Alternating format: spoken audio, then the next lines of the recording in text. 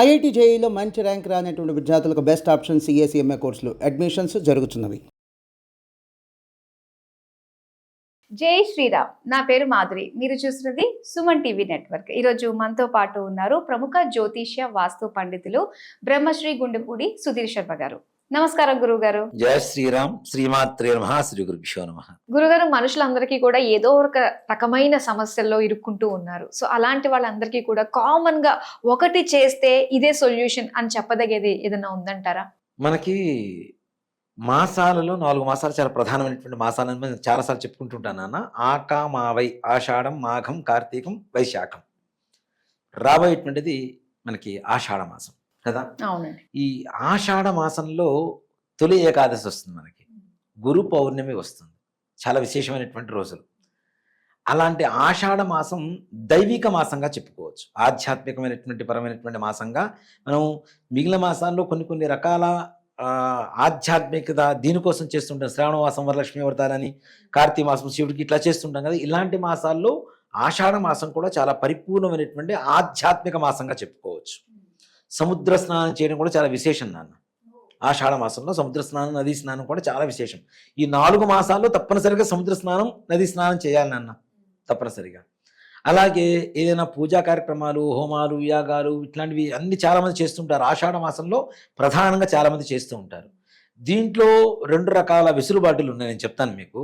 అంటే అది స్వార్థం అని కాదు, నిజం చెప్పాలి అంటే ఆషాఢ మాసంలో బ్రాహ్మలు చాలా ప్రశాంతంగా ఉండేటువంటి మాసం. అంటే ఏ రకమైనటువంటి శుభకార్యాలు చేయించడానికి ముహూర్తాలు ఉండవు. అవునండి. ప్రశాంతంగా ఉంటారు. ఇక్కడ చాలా మంది ఆషాఢ మాసంలో మా ఇంట్లో శుభకార్యాలంటే పెళ్లిళ్ళు, గృహప్రవేశాలు కాకుండా మరే తన పూజలైనా సరే ఆషాఢ మాసంలో చేయించుకోండి, మీకు చాలా బాగా చేస్తారు బ్రాహ్మణులు. నిస్వార్థంగా చెప్తున్నాను నేను. టైం ఇస్తారు. గంట సేపు బట్టి 2 గంటలైనా సరే వేచి ఉండి చక్కగా ప్రశాంతంగా పూజ చేసుకొని వస్తారు. అలాంటి పరిస్థితులు. అలాగే ఆషాఢ మాసంలో మనకి చేయదగినటువంటి దేవతారాధన ఏదన్నా ఉందా అంటే ప్రధానంగా విష్ణుమూర్తికి, లక్ష్మీదేవికి చేయవచ్చు.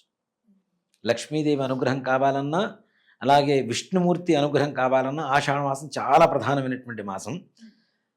దీంట్లో మనకు ఉండేటువంటి కష్టాలు ఏంటన్నా, వివాహం కాకపోవటం, అయినా సఖ్యత లేకపోవటం, అయినా పిల్లలు పుట్టకపోవటం, పిల్లలు పుట్టిన హైపర్ యాక్టివ్ ఆటిజంతోనే ఉండిపోవటం, పుట్టిన పిల్లలు సరిగా చదువుకోలేకపోవటం, చదివింది వంట పట్టకపోవటం, లేదా దుర్వ్యసనాలు, దుస్నేహాలు పాలవ్వటం, తల్లిదండ్రుల మాట వినకపోవటం, అలాగే కోర్టు వ్యవహారాలు, అలాగే భూత ప్రేత పిశాచ బాధలు, అలాగే ప్రయోగ బాధలు, శత్రు బాధలు, జలసీలు. అంటే ఎదురువాడు మన మీద ఎంతసేపు కొంచెం బాగున్నామంటే జలసి పడిపోతుంటాడు.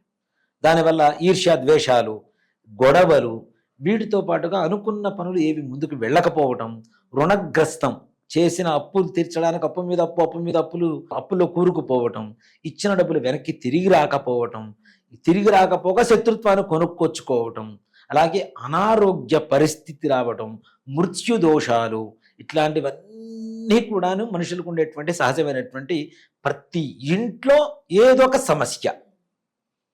ఆడపిల్లలు, మగపిల్లలు పెళ్లి చేసుకోమని మొండికి పట్టడం, ఇట్లాంటివన్నీ కూడా ప్రధానంగా ఉండేటువంటి సమస్యలు. ఇలాంటి వాటి అన్నిటికీ కారణం అంటే ఇలాంటి దోషాలు పోయి మనకి ఏదైనా మంచి అనుగ్రహం కలగాలి, తొందరగా పనులు అవ్వాలి అనుకున్న ఈ సంకల్పంలో ఏ సంకల్పమైనా పూర్తి కావాలి అనుకునేటువంటి వాళ్ళకి మంచి తరుణోపాయం ఏంటి అంటే మహాలక్ష్మిని, సుదర్శన మూర్తిని పూజ చేయటం, ఆరాధన చేయడం అనేటువంటిది చాలా విశేషం. సో ఇలాంటి సమస్యలతో బాధపడుతున్న వాళ్ళకి మరి చేసుకోదగింది ఎప్పుడు అంటారు? నిజంగా చెప్పాలి అంటే ఆషాఢ మాసం మనకి జూన్ 26వ తారీఖు నుంచి ప్రారంభం అవుతుంది నాన్న. ఈ 26వ తారీఖు నుంచి 10 రోజుల పాటు దాదాపు వారాహి నవరాత్రులు. ఈ వీడియో వేరే చేద్దాం మనం తప్పనిసరిగా, వారాహి నవరాత్రులు ఉండేటువంటి ప్రత్యేకత అనేది. ఈ వారాహి నవరాత్రులలో 6వ రోజు షష్ఠి వస్తుంది. షష్ఠి మంగళవారం అవుతుంది మనకి.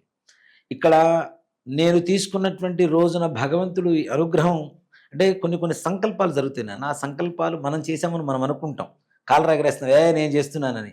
మనం చేస్తే మామూలుగా ఉంటుంది, భగవంతుడు సంకల్పం చేస్తే దాని సంకల్పం చాలా విశేషంగా ఉంటుంది నాన్న. మేము అసలు ఒక యాగాన్ని చేద్దామని చెప్పి సంకల్పం చేసుకున్నాం. అనుకున్నది 2వ తారీఖు నుంచి 6వ తారీఖు వరకు చేద్దాం, జూలైలో అనుకున్నా నేను. అది అసలు మొత్తం సంకల్పం రాసేసుకున్నాం, పాంప్లెట్ రాసేసుకున్నా, రెడీ చేసేసి పెట్టేసుకున్నా. ఎందుకో భగవంతుడు వెనక్కి లాగుతున్నాడు. ఈ డేట్స్ వద్దు, ఈ డేట్స్ వద్దు, ఈ డేట్స్ వద్దు అన్నట్టుగా సంకల్పం జరుగుతుంది. సరే దాన్ని ఒకరోజు ముందుకు జరిపితే దేవుడు ఏమంటాడో చూద్దామని చెప్పి 1వ తారీఖు నుంచి 5వ తారీఖు వరకు చేద్దాం అనుకున్నాను ఓకే. అని పంచాంగం ఒక్కసారి ఓపెన్ చేస్తే నాన్న షష్ఠి మంగళవారం సుబ్రహ్మణ్యేశ్వర స్వామి వారికి చాలా ప్రీతికరమైనటువంటి రోజు. షష్ఠి తిథి ఆయనకి ఇష్టమైనటువంటిదే, జన్మతిథి. మంగళవారం ఆయనకి ఇష్టమైనటువంటి వారం కదా, రెండు కలిసి వచ్చినటువంటి వారం. ఆ రోజు ప్రారంభమవుతుంది. మంగళవారాన్ని మన సంస్కృతంలో ఏమంటాం, జయవారం అంటాం కదా. కార్యం దిగ్విజయంగా పూర్తి అవుతుందిరా, నువ్వు బుధవారం కాదు మంగళవారమే ప్రారంభం చేయరా అని చెప్పి స్వామివారి సంకల్పం చేయించారు.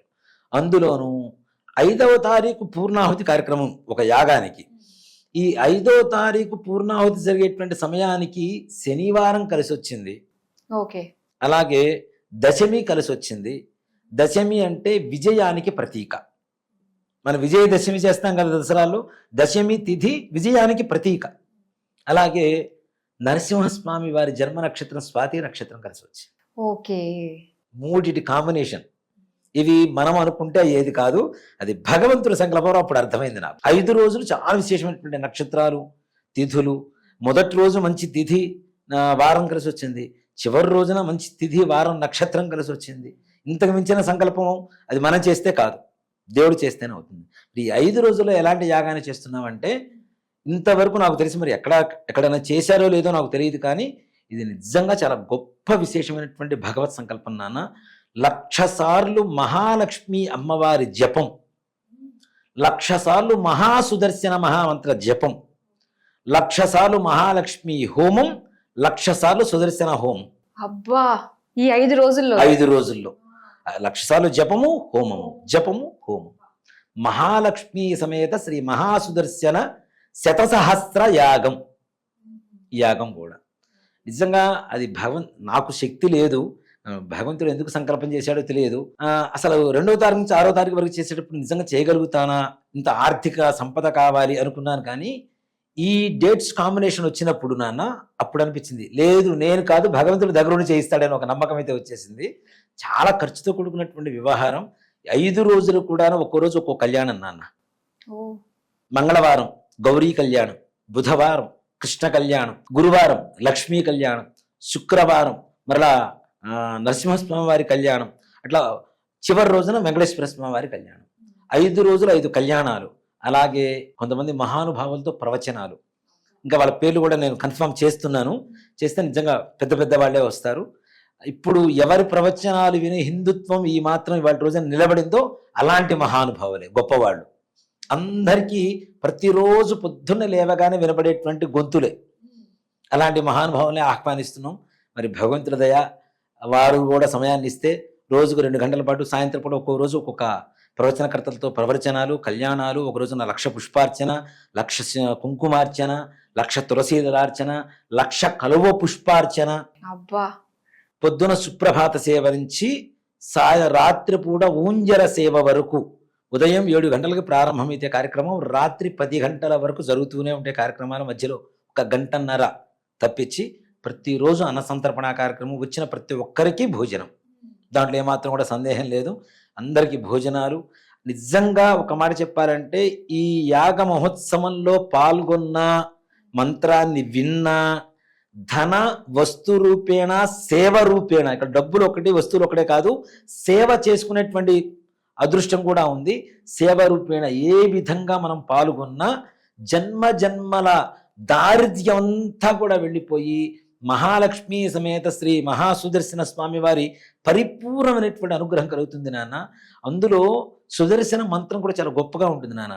ఓం క్లీం కృష్ణాయ గోవిందాయ గోపీజన వల్లభాయ పరాయ పరమ పురుషాయ పరమాత్మనే పరకర్మ మంత్ర యంత్ర తంత్ర ఔషధ అస్త్ర శస్త్రాన్ని సంహర సంహర మృత్యోర్మోచయ మోచయ.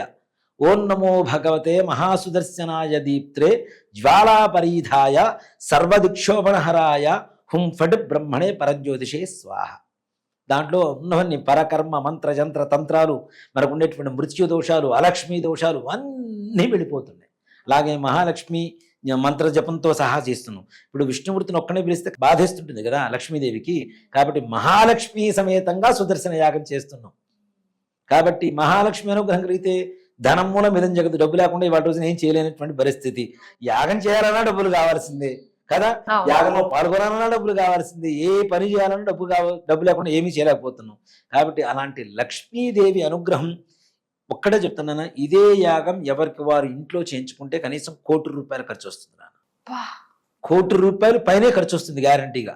ఏది మన ఇంటి వరకు మన సంబంధించినటువంటి వాళ్ళ వరకు భోజనాలు పెట్టుకుంటే. ఇక్కడ అశేష జనసంఖ్యాకం, ఎవ్వరిని వద్దనేది లేదు, కాదనేది లేదు. ఎవ్వరైనా రావచ్చు, సేవ చేసుకోవచ్చు, భోజనం చేయవచ్చు, స్వామివారి ప్రసాదం బా, ఇది స్వీకరించవచ్చు. మహా అదృష్టం కదండి అసలు దాంట్లో ప్రతి ఎవరిని ఒక్కరు. కూడా ఆపేదేం లేదు.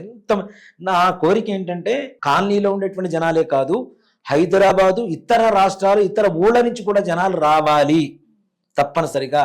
భారీ స్థాయిలో భగవంతుడు చేయిస్తున్నాడు. కాబట్టి ఆ సంకల్పం నిజంగా నా దగ్గర డబ్బులు లేవు నాన్న, కానీ ఇస్తాడు అన్న నమ్మకంతోనే ముందుకెళ్తున్నాను. అది కార్యక్రమం ఒక్కసారి రాండి, చూడండి. సంపూర్ణంగా నాకు ఒకటే, ఎంత డబ్బులు వచ్చినాయి, ఎంత ఖర్చు పెట్టామనేది తీసి పక్కన పెడితే జనాన్ని చూస్తే నాకు ఆనందం. అంటే మనం చేస్తున్నటువంటి యాగం ఇంతమందికి చేరింది, ఇంతమందికి భగవంతుడు అనుగ్రహం కలుగుతుంది అనేటువంటి ఒక ఆనందం నాలో ఉంటుంది ఎక్కువగా. కాబట్టి మహాలక్ష్మీ సమేతుడై సుదర్శనుడు అనుగ్రహించడానికి లక్ష్మీ నరసింహస్వామి వారి జన్మ నక్షత్రం రోజున, పూర్ణాహుతి రోజున వరకు, మొదటి రోజు నుంచి ఆయన సంసిద్ధంగా ఉన్నాడు. అనుగ్రహాన్ని పొందేటువంటి ప్రయత్నం మనం చేయాలి. అయ్యో, తప్పకుండా ఇలాంటి అదృష్టంలో ప్రతి ఒక్కరు భాగస్వాములు కావాలని అనుకుంటూ ఉంటారు. అందులోనూ ఇది మనకి హైదరాబాద్ లోనే జరుగుతుంది. హైదరాబాదు మన కొత్తపేటలోనే జరుగుతుంది. మనం వివరాలు కూడా తొందరలో వెల్లడిద్దాం. మొత్తం కూడా అన్ని కూడాను ఎవరెవరు వస్తున్నారు. మేము అనుకున్నది కూడా ఏంటంటే స్వామీజీలను కూడా ఒక్కో రోజు ఒక్కొక్క స్వామీజీని, పీఠాధిపతిని పిలవాలని అనుకుంటున్నాం. ఆల్రెడీ సంప్రదిస్తూ ఉన్నాం. అవి కనుక పూర్తి అయిపోతే పాంప్లెట్ కూడా ఒక 2-3 డేస్లో అయిపోతుంది నాన్న. వీళ్ళందరూ కన్ఫర్మేషన్ ఉంటుంది, ఏ డేట్స్లో ఎవరు వస్తున్నారు అనేది. ఆ కన్ఫ్యూజన్ లేకుండా క్లారిటీతో అందరికీ అందజేయాలని చెప్పి పెద్ద వాళ్ళనే సంప్రదిస్తున్నాం. గరికపాటి వారు, జాకంటి వారు, ఇట్లాంటి వాళ్ళని సంప్రదిస్తున్నాం. ఈ భగవంతుల దయ, ఇదంతా దైవ సంకల్పమే కాబట్టి ఖచ్చితంగా ప్రతి ఒక్కరు కూడా తప్పనిసరిగా పీఠాధిపతులు రావడం, వీళ్ళందరూ ఆశీస్సులు పొందడం సామాన్యమైనటువంటి విషయం కాదు నాన్న. ఒకే చోట ఎక్కడెక్కడో ఒక కార్యక్రమం జరుగుతుంది, ఒక ఆయన ఓ మహానుభావుడు వస్తున్నాడు, అక్కడికి వెళ్ళి నమస్కారం చేసుకుంటాం, ఇంకో చోటకి వెళ్ళి నమస్కారం చేసుకుంటాం. ఒకే చోట 5 రోజులు జరిగేటువంటి కార్యక్రమంలో పాల్గొంటే ఇంతమంది దేవతల అనుగ్రహం, ఇంతమంది పెద్దల మహానుభావుల ఆశీస్సులు మీ అందరికీ పొందుతాయి. మీ పిల్లలు, మీరు, మీ భవిష్యత్ తరాలు, మీకుండేటువంటి సకల కష్టాలన్నీ కూడా నెరవేరిపోయి మహాలక్ష్మి పరిపూర్ణమైనటువంటి అనుగ్రహం మీ ఇంట్లో కలుగుతుంది.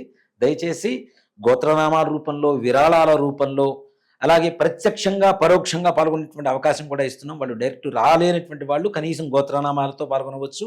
అలాగే 108 మందికి మాత్రమే, రోజుకి 24 మందికి మాత్రమే హోమ కార్యక్రమంలో స్వయంగా కూర్చొని చేసుకునేటువంటి కార్యక్రమం. అబ్బా, ఉదయం 12 మంది, సాయంత్రం బ్రేక్ తర్వాత మధ్యాహ్నం 3 గంటల నుంచి 12 మంది, అట్లా మొత్తం 24 మందికి రోజుకి.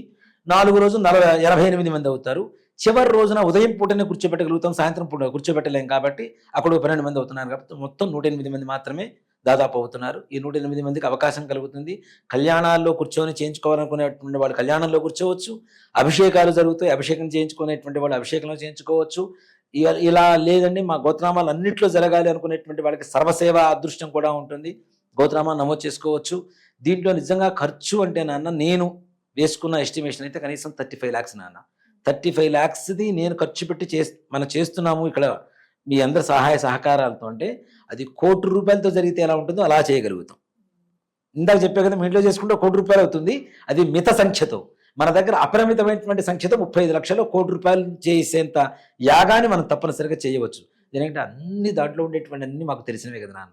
ఎక్కడ ఏది తక్కువ దొరుకుతుంది, ఏ వస్తువు ఏం జరుగుతుంది, ఎలా ఉపయోగించుకోవచ్చు అనేది మాకు తెలిసిన విషయమే. కాబట్టి మన ఆధ్వర్యంలో జరిగేటప్పుడు తప్పనిసరిగా కాస్త ఘనంగా చేసుకోవచ్చు. దాంట్లో ఏది రూపాయి మిగిల్చుకోవాలన్న ఆలోచనతో చేయడం లేదు.